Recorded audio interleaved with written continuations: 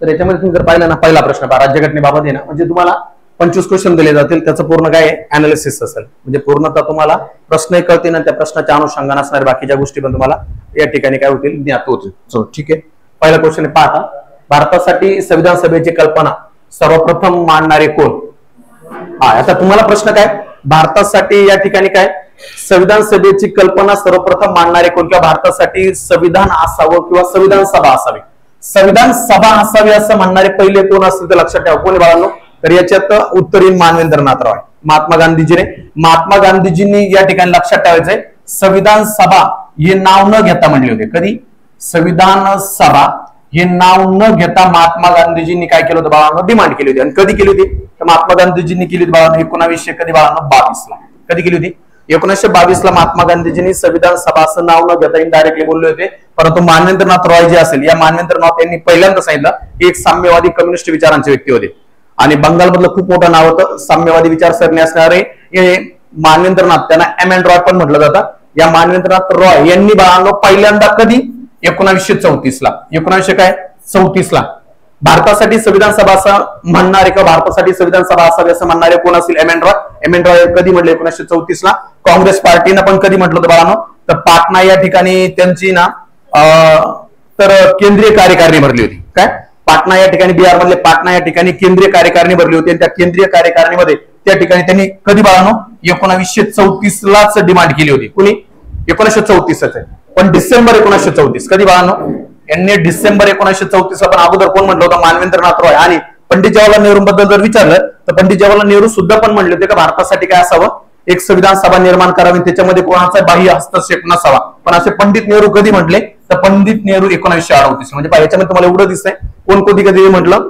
सरळ सरळ. महात्मा गांधीजी यांनी संविधान सभेचं नाव न घेता पहिल्यांदा उच्चार कधी केला? का भारतीयांचा संविधान निर्मितीसाठी संविधान सभा असावी. कधी म्हटले बाळांनो? 1922. पहिल्यांदा भारतीयांसाठी संविधान सभा असावी घटना निर्मितीसाठी असं कोण म्हटले? M N Roy. कधी म्हटले बाळांनो? 1934 ला. ही सगळ्यात महत्वाचं उत्तर त्यांना एम एन रॉय. आणि साम्यवादी विचाराचे माणसं आहेत, हे साम्यवादी कम्युनिस्ट विचारसरणीचे असणार सगळ्यात हुशार व्यक्तिमत्व त्या काळातलं बंगालमधला. आणि काँग्रेस पार्टीने कधी? पाटणा त्यांचं जे केंद्रीय कार्यकारिणी बसली होती ना तेव्हा 1934 ला. पण कधी बाळांनो? डिसेंबर. अगोदर हे म्हटले होते. आणि पंडित जवाहरलाल नेहरूंनी म्हटलं होतं का त्या ठिकाणी कोणाच्या प्रभावाविना ही काय असावं? राष्ट्रीय काँग्रेसची त्या ठिकाणी संविधान सभेची डिमांड पूर्ण करावी. ओके, हा झाला पहिला प्रश्न तुमचा. ओके, त्यानंतर सेकंड येतो पहा, विभाजनापूर्वी संविधान सभेची सदस्य संख्या किती होती? पहा. विभाजनापूर्वी म्हणजे भारत आणि पाकिस्तानची जी फाळणी झाली असेल ना, भारत आणि पाकिस्तान, पटपट बसा ना रे, भारत आणि पाकिस्तानची फाळणी कधी झाली असेल तुम्हाला माहिती? कधी बाळांनो? 15 ऑगस्ट 1947च्या अगोदरच म्हणजे काय झालं असेल तर त्या ठिकाणी 3 जून 1946 ला 47 ला माउंट बेटन योजना पारित झाली. आणि माउंट बेटन योजना जी होती त्या माउंट बेटन योजनेनुसार 2 राष्ट्र निर्माण झाले, भारत आणि दुसरं काय? पाकिस्तान. तर माउंट बेटन योजनेनुसार भारताची काय झाली असेल? फाळणी. तर कधी विचारलं? कोणत्या योजनेनुसार? माउंट बेटन योजनेनुसार. तुम्ही मी जेव्हा हे देतोय ना त्याच वस्तू तुम्ही तुमचं मेन्शन करत जा, म्हणजे तुम्ही तुमचे पेन पण चालू ठेवा जेणेकरून परत लिहायला वेळ नाही आता, कारण सगळं कंटिन्यू ठेवायचं. मी बोलत राहणार, तुम्ही पण पाहत राहायचं आणि कंटिन्यू. आता पुढल्या प्रश्नापासून स्टार्ट करतो आपण. संविधान सभेची विभाजनापूर्वीची सदस्य संख्या किती होती बाळांनो? इथपर्यंत उत्तर येते 289. आता 289 ही विभाजनापूर्वीची होती. 389. तुम्ही लिहित पण द्यायचं, लक्ष पण द्यायचं. काय? विभाजनापूर्वी किती होती? 389. विभाजन झालं किती झाली मग?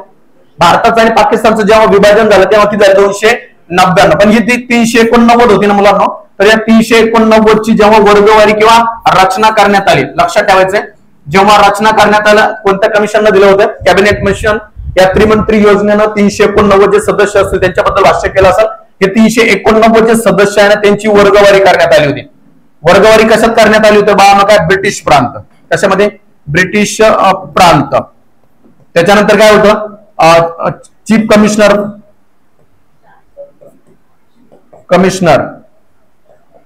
आणि नंतर काय होतं? संस्थानिक. आता याच्यात जर तुम्ही पाहिलं ना जी काही वर्गवारी केली होती ना, एक लक्ष द्या बाळा, इथं सगळ्यांनी नीट व्यवस्थित लक्ष द्या. आता जे काही 389 ज्या जागा होत्या, लक्षात ठेवायचं 389 ज्या जागा होत्या ना, बस ना दुसरीकडे कुठे इकडे जागा आहे ना, उडून जायचं असं झपट. 389 ज्या जागा होत्या तर त्या 389 जागांबद्दल लक्षात ठेवायचं बाळांनो. नंतर किती झाली बाळांनो? आपली भारताच्या फाळणीनंतर 299 झाली. जर तुम्हाला विचारलं तर 389 कशी असणार आहे? फाळणीच्या अगोदर ज्या वेळेस फाळणी झाली नाही त्यावेळेस जेव्हा संविधान सभेच्या निर्मितीसाठी भारतात आलेलं कॅबिनेट मिशन असेल तर त्याने 389 दिले होते. जे ब्रिटिश प्रांत होते त्यावेळेस किती ब्रिटिश प्रांत होते कदम? 11 होते. किती होते? 11 जे ब्रिटिश प्रांत होते. या ब्रिटिश प्रांतांमधून किती येणार होते त्या लक्षात येतं? 292. किती येणार होते? 292 प्रतिनिधी. एक प्रतिनिधी किती प्रतिनिधींचा या ठिकाणी प्रतिनिधित्व करणार होता? 10 लाख. किती लोकांचं? 10 लाख लोकांचं प्रतिनिधित्व कोण करणार होतं? एक प्रतिनिधी. असं ब्रिटिश प्रांतातून किती येणार होते? 292. आणि जे चीफ कमिशनर प्रांत जे होते काय होते बाळांनो? 4 होते. आणि संस्थानिकांचे किती येणार होते? 93. असे सगळे मिळून किती होते? 289. असे किती होते? सगळे 389. सगळे टोटल मिळून किती? 292 ब्रिटिश प्रांत. चीफ कमिशनर किती? 4. आणि संस्थानिकांमधून मी तुम्हाला चीफ कमिशनर प्रांत जे होते ना ते सांगितले होते. कमिशनर प्रांत किती होते? कमिशनर प्रांत 4 होते. मग 4 कोणते मी तुम्हाला त्या दिवशी पण सांगितलं. काय बाळांनो? ए, बी, सी आणि डी. एबीसी. ए म्हणजे काय? अजमेर. बी म्हणजे काय? बलुचिस्तान. सी म्हणजे कुर्गान. डी म्हणजे दिल्ली. म्हणजे असे 4 काय होते बाळांनो? ब्रिटिश कमिशनर प्रांत असतील हे 4 होते. लक्षात ठेवायचे. याच्यातून किती येणार होते? 4. जेव्हा भारताची फाळणी झाली त्यातला एकच ब्रिटिश कमिशनर प्रांत हा पाकिस्तानमध्ये गेला. बाकी 3 राहिले. कारण कोणता गेला त्यांच्या का? जो आजही पण त्या ठिकाणी प्रश्न क्रिएट करतो त्यांच्यासाठी. आणि त्यांचं म्हणणं का आम्हाला स्वतंत्र देश म्हणून मान्यता मिळावी. कोण असेल? बलुचिस्तान. म्हणजे एकदम अभ्यास करा. याच्यामध्ये तुम्हाला क्लिअर कळालं जेव्हा स्वातंत्र्यापूर्वीची किंवा भारताची जेव्हा फाळणी झाली त्या फाळणीच्या अगोदर जी काही सदस्य संख्या होती ती किती होती? 389. ब्रिटिश प्रांतांसाठी 292. जे काही कमिशनर प्रांत होते 4. आणि संस्थानिकांना किती ठेवले होते? 93. याच्यानंतर निवडणुका पार पाडल्या. निवडणुकीमध्ये पहिल्यांदा तुम्हाला माहिती आहे या ठिकाणी मुस्लिम लीगनं सहकार्य दाखवलं.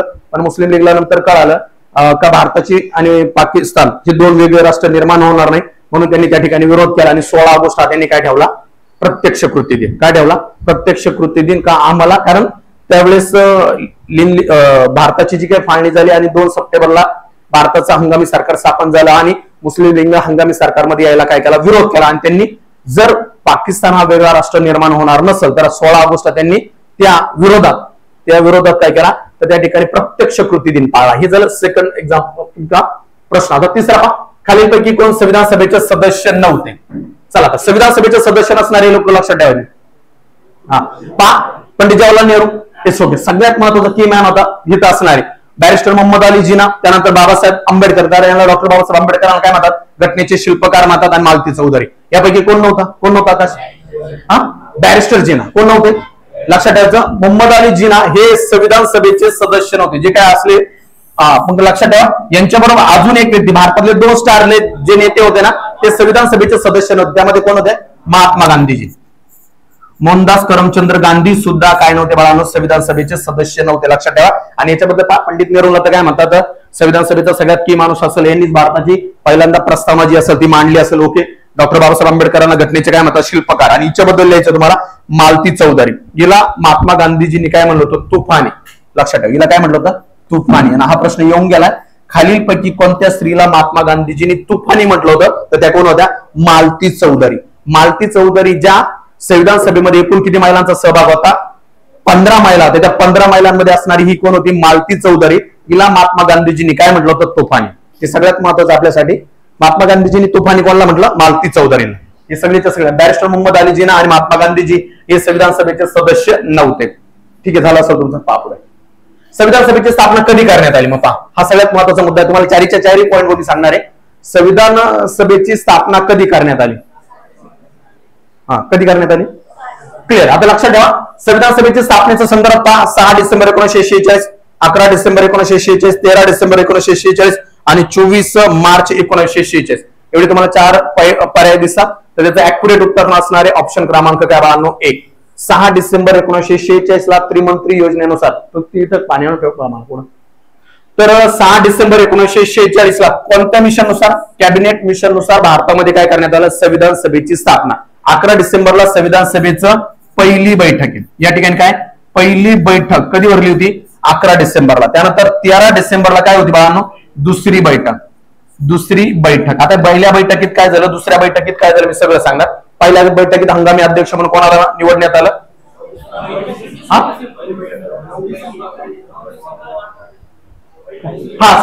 सॉरी माझ्याकडून चुकलंय. सॉरी. ही काय होती बाळांनो? 9 डिसेंबरला पहिली बैठक. सॉरी माझ्याकडून सांगताना 9 डिसेंबरला पहिली बैठक. कधी भरली? 9 डिसेंबरला. ओके. त्यानंतर 11 डिसेंबरला काय? दुसरी बैठक आहे. सॉरी. आणि या दुसऱ्या बैठकीत काय ठरलं आणि 13 डिसेंबरला काय येतं तर उद्देश पत्रिका मांडली. कोणी मांडली? पंडित जवाहरलाल नेहरूंना संविधान सभेसमोर उद्देश पत्रिका मांडली. आता इथं लक्षात ठेवा 6 डिसेंबरला स्थापना झाली असेल त्रिमंत्री योजनेनुसार कॅबिनेट मिशननुसार भारतामध्ये 7 डिसेंबर 1946 ला काय आलं असेल भावनो तर आपल्या संविधान सभेची स्थापना आणि 9 डिसेंबरला पहिली बैठक पार पडली. हंगामी अध्यक्ष म्हणून डॉक्टर सच्चिदानंद सिन्हा यांना निवडण्यात आलं. ओके, पुढे येतात 11 डिसेंबरला 2 गोष्टी घडल्या सगळ्यात महत्वाच्या. काय 2 गोष्टी? एक गोष्ट तुमची पाठ आहे. स्थायी अध्यक्ष म्हणून कोणाला निवडलं? हे तुमचं पाठ आहे. स्थायी अध्यक्ष कोण होते? दुसरी जी बैठक झाली या बैठकीला स्थायी अध्यक्ष किंवा कायमस्वरूपीचे अध्यक्ष म्हणून कोणाला निवडण्यात आलं? डॉक्टर राजेंद्र प्रसाद, का जे स्वतंत्र भारताचे पहिले काय असणारे राष्ट्रपती. आणि ते पाटणा या ठिकाणूच येतात. हा पण प्रश्न आला. डॉक्टर राजेंद्र प्रसाद हे कुठून बिलॉंग करत होते? तर पाटणा, बिहार मधल्या पाटणा या ठिकाणी. आणि दुसरा मुद्दा होता या ठिकाणी घटनेचे सल्लागार म्हणून निवडण्यात आले. सल्लागार लक्षात ठेवा. दुसऱ्याच बैठकीत कोणाला निवडण्यात आलं? सल्लागार. आणि सल्लागार म्हणून कोणाला निवडलं? बी.एन. राव. बी.एन. रावांना घ्यावं अशी सूचना भारतीय संविधान सभेला कोणी केली होती? लॉर्ड वेवेलनं. कोणी केली होती? कारण लॉर्ड वेवेलनं सांगितलं होतं का बी.एन. राव अतिशय हुशार माणूस होता, त्या ठिकाणी ICS परीक्षा उत्तीर्ण झालेला आणि त्या माणसानं अजून कोणत्या देशाची राज्यघटना बनवली होती? या बी.एन. रावांनी या ठिकाणी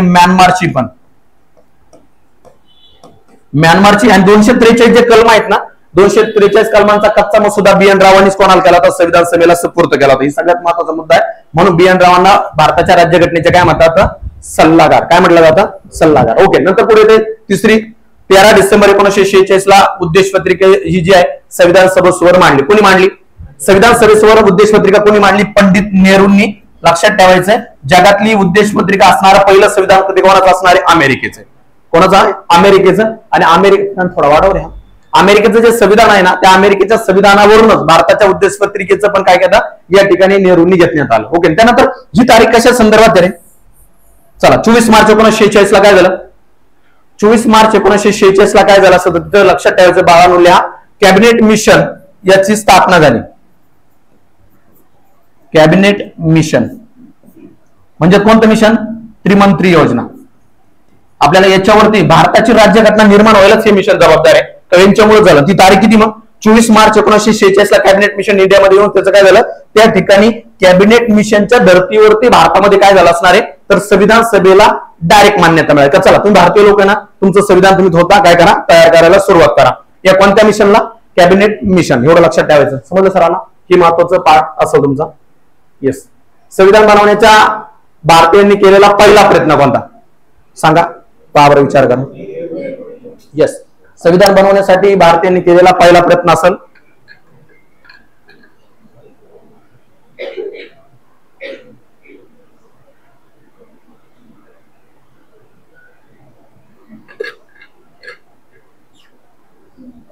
तुम्ही शॉर्टकट मध्ये लिहायचं भारतीयांनी संविधान बनवण्यासाठी केलेला पहिला प्रयत्न डॅश मारून असं लिहायचं. आता पहा याचं उत्तर क्लिअर आहे. काय बाळांनो? भारतीय लोकांनी संविधान बनवण्याचा केलेला पहिला प्रयत्न इकडे सोडवा राईटला वळवायचं. येस. हा झालं. वाढलाय नाही वाढला का? जाऊ ठीक सर पायरे सोडवून एकदा जाऊन तिकडे ते जे बटन आहे ते फिरून पहा एकदा. पहा बाळांनो नेहरू रिपोर्ट पण कधी आला बाळांनो? 1928. नेहरू रिपोर्टची स्थापना व्हायला रिझन काय रे? काय पारासूर काय बाळा? नेहरू रिपोर्ट का स्थापन करण्यात आलं तर सायमन कमिशन भारतात आलं होतं. वाटत असेल तर पाहिजे जाऊ दे. नेहरू रिपोर्टला रिझन होतं सगळ्यात महत्वाचं काय तर तुम्ही पाहिलं असेल सायमन कमिशन भारतात आलं होतं. सायमन कमिशन भारताच्या घटनेच्या निर्मितीबाबतच होतं पण सायमन कमिशन मध्ये साथीच्या साथी ब्रिटिश होते त्यामुळे भारतीय लोकांनी त्याला विरोध केला. भारतीय लोकांनी विरोध केला त्यावेळेस भारताचे भारत मंत्री कोण होते? लॉर्ड बर्केनहेड होते. कोण होते? लॉर्ड बर्केनहेड होते. आणि बर्केनहेड भारतीय लोकांनी सायमन गो बॅक असं म्हटलं बरोबर ना? सायमन गो बॅक हा नारा दिलेला कोण असणार आहे? मेहर अली. सगळ्यात महत्वाचं सायमन गो बॅक ही जी संकल्पना आहे या संकल्पनेचा उद्गाता कोण आहे तर मेहर अली. लिहून ठेवा ते Simon go back Mehar Ali. Mehar Ali ही जी व्यक्ती होती या व्यक्तीनंच काय म्हटलं होतं सायमन गो बॅक किंवा सायमन गो बॅक हा नारा त्या व्यक्तीनं गो बॅक. आणि हे जे भारतीय लोकांनी केलेलं जे आंदोलन आहे ना 1400 मैल सायमन कमिशन ऑल इंडियामध्ये फिरलं सर्व लोकांचा मत घेत होतं आणि त्याच वेळेस भारतीय लोक त्याला प्रचंड विरोध करत होते. Simon go back. त्यामुळे भारताचे भारत मंत्री त्यावेळेस कोण होते? लॉर्ड बर्केनहेड. कोण होते? लॉर्ड बर्केनहेडने काय केलं, याला विरोध केला. का भारतीय लोक आपल्याला विरोध करतात ना, म्हणून त्यांनी डायरेक्ट भारतीय लोकांचा आत्मा जागा केला. ते म्हणे तुमच्यामध्ये खरंच जर तेवढी क्षमता आहे तर तुम्ही सगळे एकत्र येऊन काय करा, फक्त भारताचं संविधान निर्माण करून दाखवा. तुम्ही विरोध करताय ना, म्हणून भारतीय सगळ्या नेत्यांनी ते आव्हान स्वीकारलं आणि म्हणून आपण नेहरू रिपोर्ट केला. पण या ठिकाणी पुन्हा एकदा बॅरिस्टर जिनांनी त्या ठिकाणी घोडचूक केली आणि बॅरिस्टर जिनांनी याच्या विरोधात 14 मुद्दे जो असेल ते 14 मुद्द्यांचा काय केला, प्रस्ताव सादर केला. आणि म्हणून त्या ठिकाणी काय केलं बाळांनो, आयर्विनने त्या ठिकाणी नेहरू रिपोर्ट जो आहे तो फेकून दिला केराच्या टोपलीमध्ये. म्हणून त्यांनी एकदा सांगितलं होतं एकही भारतीयानं जर याला विरोध केला तर आम्ही याला काय करू, याला आमचा सपोर्ट राहणार नाही, असं कोण म्हटलं होतं बाळांनो. तर या ठिकाणी लक्षात ठेवायचं कोण, तर लॉर्ड बर्केनहेड. ही गोष्ट त्या ठिकाणी लक्षात ठेवायची.